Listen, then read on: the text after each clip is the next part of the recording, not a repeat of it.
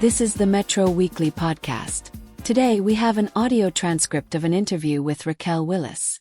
This post is titled, Gender Revolutionary. Gender Liberation March organizer Raquel Willis emphasizes the importance of bodily autonomy and self-determination. Interview by John Riley. I think people can be very performative, and we live in a time where it can be about the clicks and engagements and impressions, and people will say the most volatile things to get attention, says Raquel Willis. And attention can feel like power, but it's very short-lived and finite. Willis is a core team member of the Gender Liberation Movement, the organizers behind the Gender Liberation March scheduled for Saturday, September 14th in Washington, D.C. It is comical to me or unfathomable to me that anyone would say, to my face, that I don't deserve to live my life on my own terms, she continues. I think a lot of anti-trans rhetoric I face is people getting away with not having to directly face the folks that they're talking about. It doesn't matter whether we're talking about a conservative leader who's hiding behind a podium, or we're talking about the J.K. Rowlings and Elon Musks of the world, who are essentially hiding behind a computer or phone screen, spouting this hateful stuff. I don't actually feel that most people can deny, especially in person, face-to-face, that everyone deserves to live their lives on their own terms. For Willis, freedom, primarily in the form of bodily autonomy and the right to self-determination, is not only a guiding principle in her own life but should be considered an essential human right. I try to live an unapologetic life, she says. So I am not apologizing for living my truth and speaking up and building the full life that I have. Born and raised in Augusta, Georgia, but now living in New York City, Willis is a writer/activist whose work is primarily focused on the idea of queer and trans liberation, especially with regard to black trans folks. She has worked as a national organizer for the Transgender Law Center, as Director of Communications for the Ms. Foundation for Women, and as an executive editor at Out magazine, where she won a GLAAD Media Award for Outstanding Magazine Article in 2020. Last year, she published a memoir, The Risk It Takes to Bloom, focusing on her life story and how she became steeped in activism, with an eye toward collective liberation. The child of a middle-class city employee and an educator at a local technical college, Willis was raised in a conservative, tight-knit Catholic family who attended church weekly. Despite her upbringing, she felt different, as though she did not fit neatly into gender expectations for a young boy. I knew I was having crushes on other little boys in classes, and I think by about 9, I found myself praying to God at night that I would just wake up as a girl, she recalls. I was seen as very feminine. As I got older and matured, I dealt with some bullying. I was always just kind of called gay. So I eventually came out as gay at 14. My mom did her best to be supportive, although she didn't want me to tell my father until I graduated from high school. Willis recalls how her mother sought to find someone who could provide guidance, but the counselor was a Christian who rejected the idea of LGBTQ identity and refused to allow Willis to examine and analyze her own feelings. There was definitely a goal of trying to make me be straight, she says. I don't know if that counts as conversion therapy. Eventually, Willis told her father and came out openly as gay in her school life, which lifted a burden off her spirit. Coming out freed me up to have a better high school experience, she notes. I ended up being the editor of my high school's yearbook, which was very fun and fulfilling. And so, I decided I wanted to work in media just because I loved that experience. While attending the University of Georgia, where she studied journalism, Willis met other transgender people. She began exploring her feelings around gender presentation and even performed in drag, which opened her eyes to how she wanted to present in the world. By the last half of my college experience, my father had passed away, which was kind of a big catalyst for me to understand how short life is, and that I had been trying to live my life on his terms, she explains. Willis transitioned and quickly set about changing her vital documents to reflect her gender identity. Although the process was complicated, she figured it out, and was able to be hired as a newspaper reporter without her first employer being aware of her gender identity. She eventually came out professionally in 2014, motivated in part by the story of Leela Alcorn, a trans blogger who committed suicide after allegedly being subjected to conversion therapy and being cut off from contact with schoolmates in the outside world, which Alcorn claimed, in her Tumblr blog, exacerbated her feelings of isolation and despondency. I did not have any thoughts around being an activist or anything like that, Willis says. I had done student organizing in college, but I never really saw myself as an activist. I just saw myself as someone with a deep conviction that LGBTQ+ people deserve to be protected and defended, and deserve the same access that any other person has. Willis put those beliefs into practice when she moved to Oakland, California, and began working as a communications associate, and then a national organizer, for the Transgender Law Center. Following the election of Donald Trump to the presidency, Willis was given a speaking spot at the 2017 Women's March in Washington, D.C., although she felt trans women's issues were treated more as an afterthought by march organizers. She has frequently spoken out against anti-trans rhetoric and threats of violence and has had her work published in various news outlets. A common thread in her writing has been a willingness to speak out on issues she's passionate about, even if it upsets the proverbial apple cart. A year ago, Willis began conversing with other activists, seeking to build a movement that would combine the ongoing fights over access to reproductive health care with fights over restrictions on transgender visibility. Those conversations resulted in the formation of the Gender Liberation Movement, a volunteer-run collective that centers on the idea of bodily autonomy and the right of people to pursue their own fulfillment, free from the constraints of gender stereotypes or societal expectations that are rooted in a person's assigned sex at birth. We're all being failed by restrictive notions of who we should be, says Willis. Whether you're talking about the attacks on queer and trans youth, or about the loneliness epidemic for cis men and boys, or about cis women and girls who are facing increased hate and violence because they're charting their own destinies independently of their more masculine counterparts. And so, we need to be building a world where we understand the connections between our gender experiences and where we fight for it to be a bit freer for everyone. Editor's note: the remainder is a voice-generated transcript. Metro Weekly. What is the Gender Liberation Movement? Raquel Willis. The Gender Liberation Movement is a collective that came about a year ago in conversation with other organizers, Alile Cruz and Fran Tirado. It focuses on bringing together the fights around reproductive justice and the fights around access to gender-affirming care. We see the attacks on abortion access and reproductive justice, as well as on gender-affirming care, as attacks on this fight for gender liberation, but also as attacks on bodily autonomy and self-determination. The organizers of the movement started meeting about a year ago. We had previously worked together on the Brooklyn Liberation Marches of 2020 and 2021. During those marches, the first of which brought out upwards of 20,000 folks in June 2020, after the unfortunate murder of George Floyd, we brought together a group focused on Black trans lives. It was a major demonstration, held at the Brooklyn Museum, and it was a very spiritual, transformative moment. For the first time, I think we all kind of felt like, oh, there are more people with Black folks, with the trans community, than it often feels like there are against us. And then the second iteration focused on trans youth, because we started to see the increase of anti-LGBTQ+ legislation, largely targeting trans youth, and we had a powerful roster of young trans and non-binary speakers, and did a march around their issues. Over a few months of meeting, we were also able to bring on Sarah Sophie Flicker, who had been instrumental with the Women's March of 2016, which I had spoken at. So there were a lot of cross-movement connections already in the mix. We really wanted to bring more organizers and initiatives into the fold, to build a national mobilization around these issues. And that is where Gender Liberation March started to be born. What is the goal of the Gender Liberation March? The goal is to have a larger cultural shift around how we talk about reproductive justice and also gender-affirming care. We need to be understanding that everyone deserves gender liberation, and we all deserve to make decisions about our own bodies on our own terms.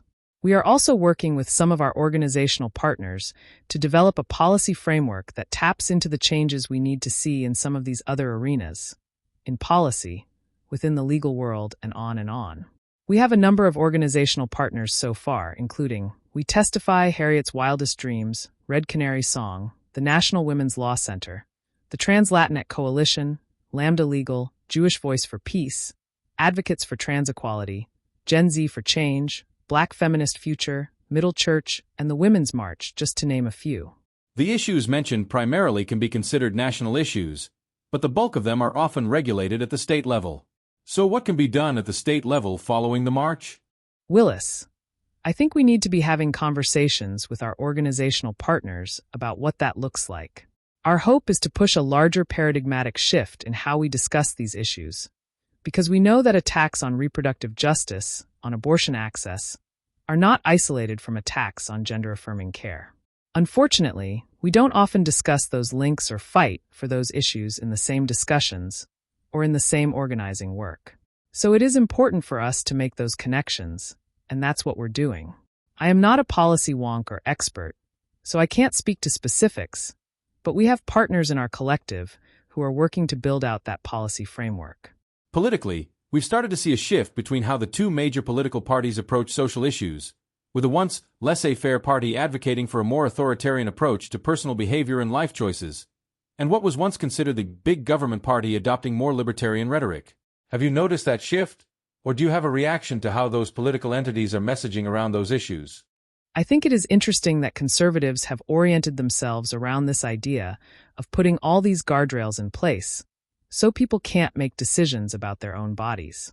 I think when we're talking about authoritarianism and fascism, there's this idea that there are certain people who don't deserve to make their own decisions about bodily autonomy. Overwhelmingly, that discussion has focused particularly on cis women, but we also know that these attacks on trans youth are really just a gateway to figure out how to curtail the rights of trans adults.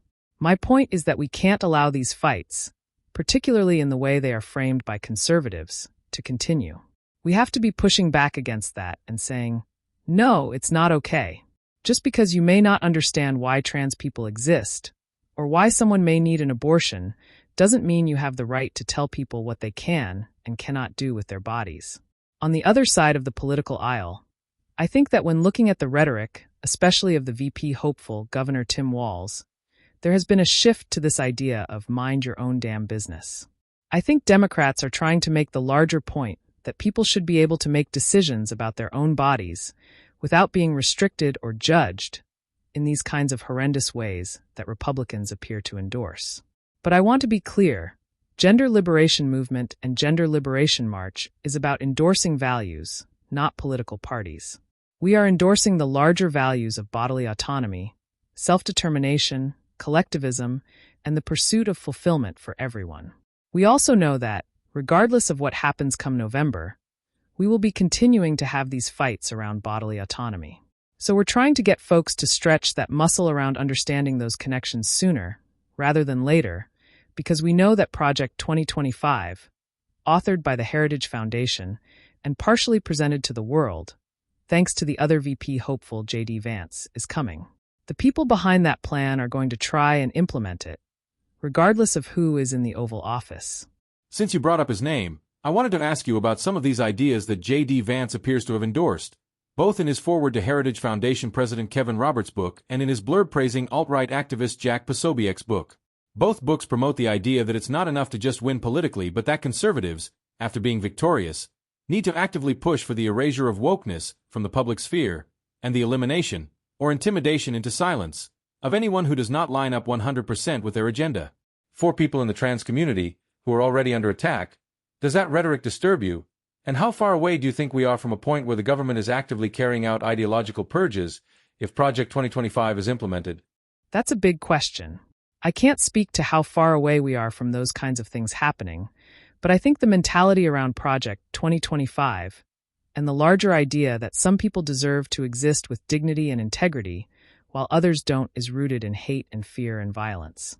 In a time when we are struggling to name genocide for what it is, particularly in regard to what's happening to Palestinians, and then, of course, what's happening around the world, whether we're looking at Congo or Sudan, the United States has to be prepared to look inward and see the kind of genocidal elements that exist domestically.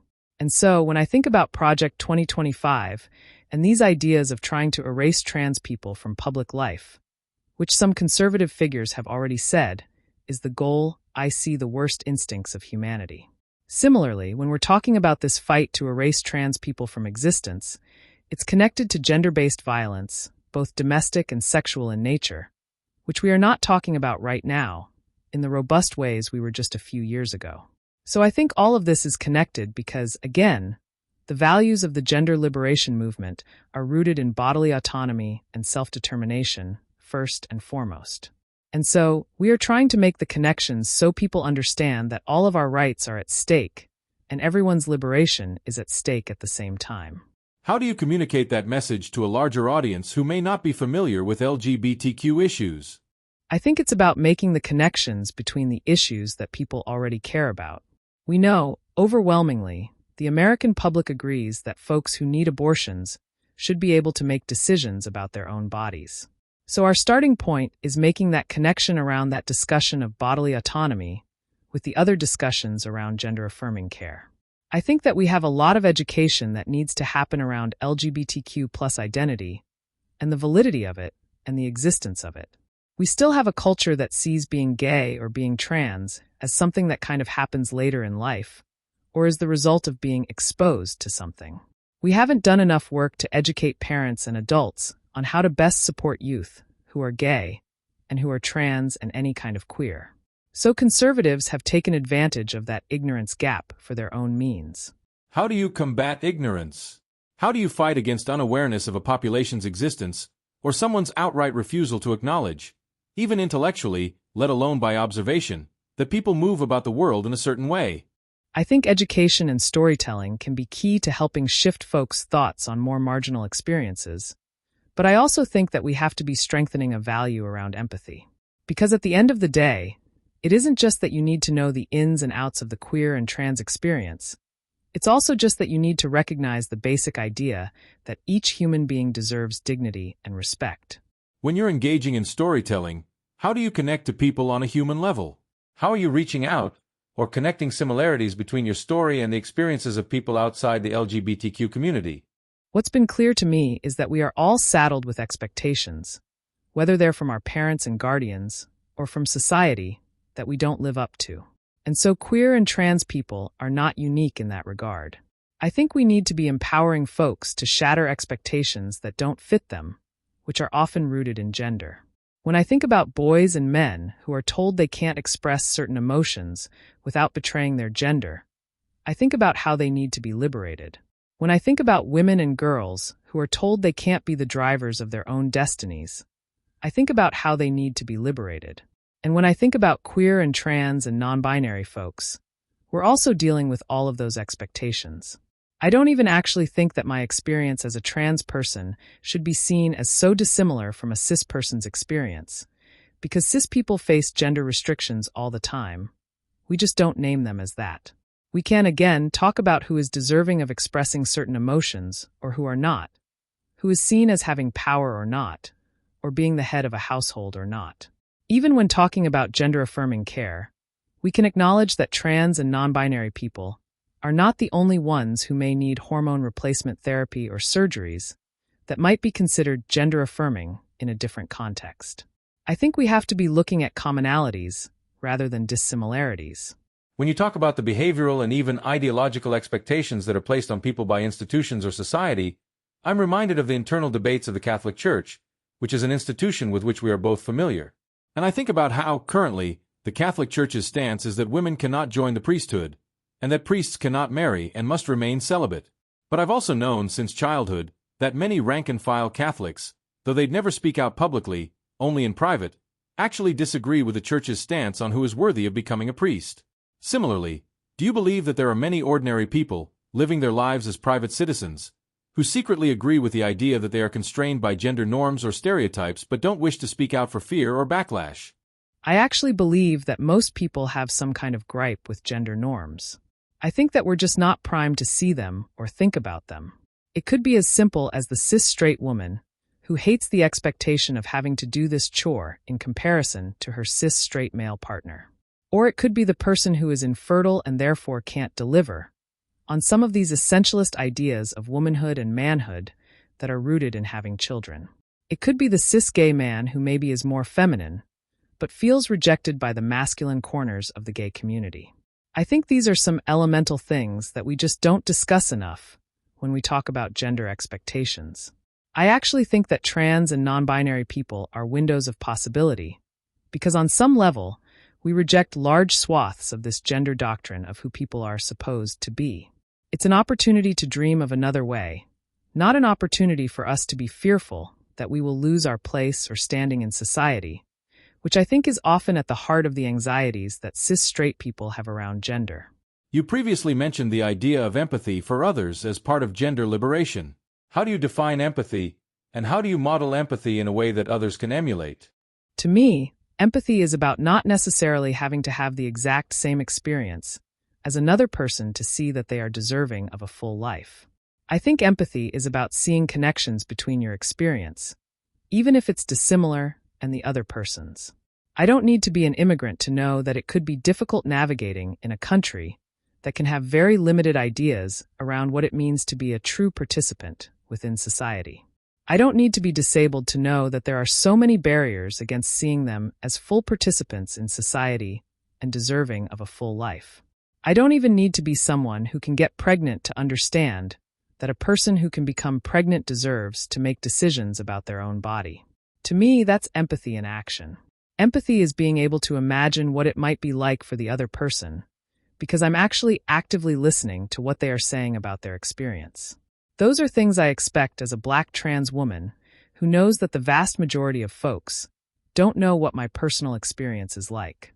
My journey as a Black trans woman from the South, from a very traditional Black family that was also Catholic, has been one around demanding the ability to have softness and to consider myself as precious and deserving of grace. Those are things that are not told to kids raised as little boys. I don't see empathy or emotion or connection or warmth as a soft thing, so to speak. Those are things I have had to fight for, and those are things that I'm trying to fight for other people to be able to experience. In terms of what is planned for the Gender Liberation March, can you tell us details about the march and any ancillary events? So the Gender Liberation March is happening on Saturday, September 14th, starting at noon in Washington, D.C. We are finalizing the specific location details, but keeping them close to the vest for now, out of safety precautions. We will be having a march and rally. We will have speakers and performers and a fabulous lineup. And then we will lead participants to a festival where there will be different stations. There's going to be a Get Out the Vote station where folks will be able to register to vote. There will be separate stations for art or other fun, engaging activities. So folks should not expect just a show of resistance, but a celebration of the world that we're trying to build together. Folks can sign up at genderlib.com. We are working with a bus coordinator so that folks can pack buses to come to DC and are trying to make it as accessible as possible. We want folks from all across the country to come and join in this experience with us. Gender liberation is the power to defy or transcend gender expectations that harm and limit us all. That's at the heart of this project. We want people to be freed up to make decisions about their own bodies and futures, without judgment, without hate, and without suffering violence for their choices. And so, if you are a gender liberationist or think you might be, we would love to see you in DC on September 14th. To learn more about Raquel Willis or purchase a copy of The Risk It Takes to Bloom, visit www.raquelwillis.com. The Gender Liberation March will take place on Saturday, September 14, 2024, in Washington, D.C. Location to be announced. For more information or to sign up for updates, visit genderlib.com. Follow Raquel Willis on X @RaquelWillis_. Thanks for listening. Please hit like, comment and visit https://www.metroweekly.com for more.